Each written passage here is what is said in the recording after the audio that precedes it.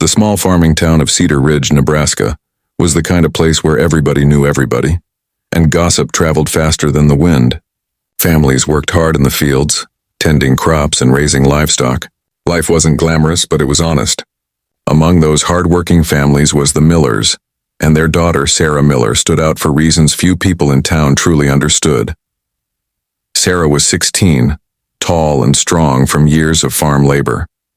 While other girls in her class cared about fashion, dances, and dating, Sarah preferred the smell of hay, the creak of the barn door, and the quiet companionship of her family's old rifle.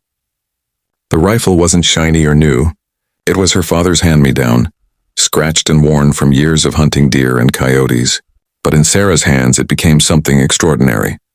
Every evening after finishing chores, Sarah would sneak behind the barn where her father had set up makeshift targets, tin cans, glass bottles, and even old license plates nailed to posts. She would practice until the sun dipped below the horizon, sometimes hitting targets in near darkness, guided only by instinct and muscle memory. Shooting wasn't just a hobby for Sarah. It was her way of finding calm and proving to herself that she was capable of anything. When word spread that Sarah planned to compete in the upcoming state shooting championship, the whole town buzzed with disbelief. The contest was a big deal, drawing in seasoned hunters, retired military officers, and wealthy competitors with high-end rifles worth thousands of dollars. The farmer's daughter? People scoffed at the diner. She'll be lucky if she hits one target. She's wasting her time, another added with a chuckle. Those city boys will chew her up and spit her out. Even some of Sarah's classmates mocked her at school.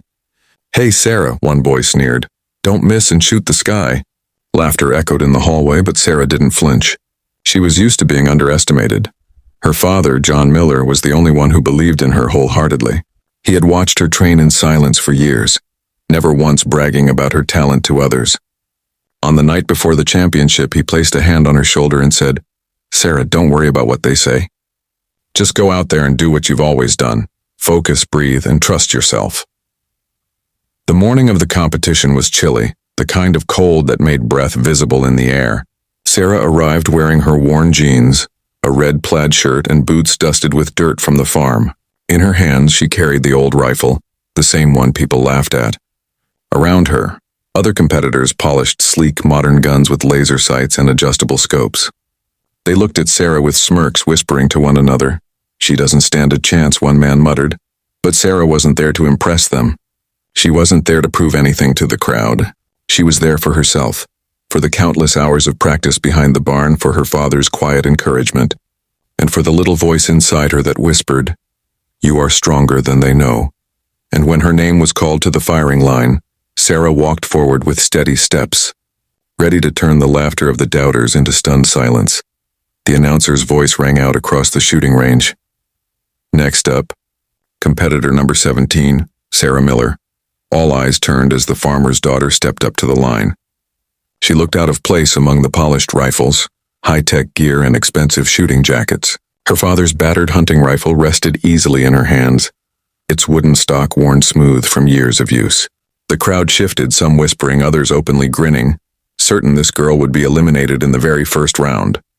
The referee raised his hand, signaling for silence. A clay pigeon launched into the air, spinning against the bright Nebraska sky. Sarah lifted her rifle with calm precision, aimed and fired. Crack! The target exploded into tiny pieces before it even began to fall. The crowd gasped. Maybe it was luck, they thought. But the second pigeon launched, and again, crack! Shattered to dust.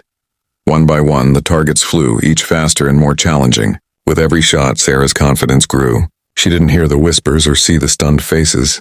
All she felt was the rhythm she had practiced so many times on the farm. Inhale, steady, squeeze, follow through. The rifle was an extension of her own body. By the time the first round ended, Sarah had a perfect score. Competitors with state-of-the-art equipment had already fallen short, but the farmer's daughter was still standing. Murmurs spread through the crowd.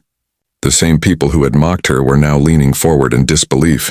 The second round began, harder targets, quicker launches. Sarah stayed calm.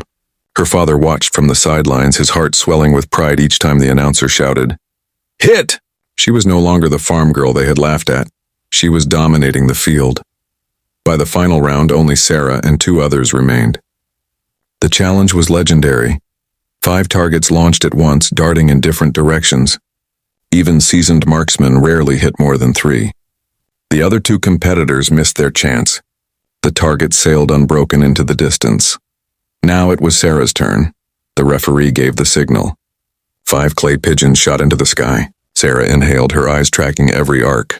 Her hands moved instinctively, just like they had so many evenings behind the barn when she shot at bottles tossed by her younger brother. Bang, bang, bang, bang, bang. Each target shattered in midair, the last one exploding just before it touched the ground.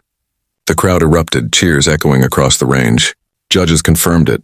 Sarah Miller had achieved a flawless record-breaking score. People surged forward, reporters thrusting microphones in her face, photographers snapping pictures. Strangers congratulated her, competitors shook her hand in respect, and even the doubters who once laughed at her now looked on in awe.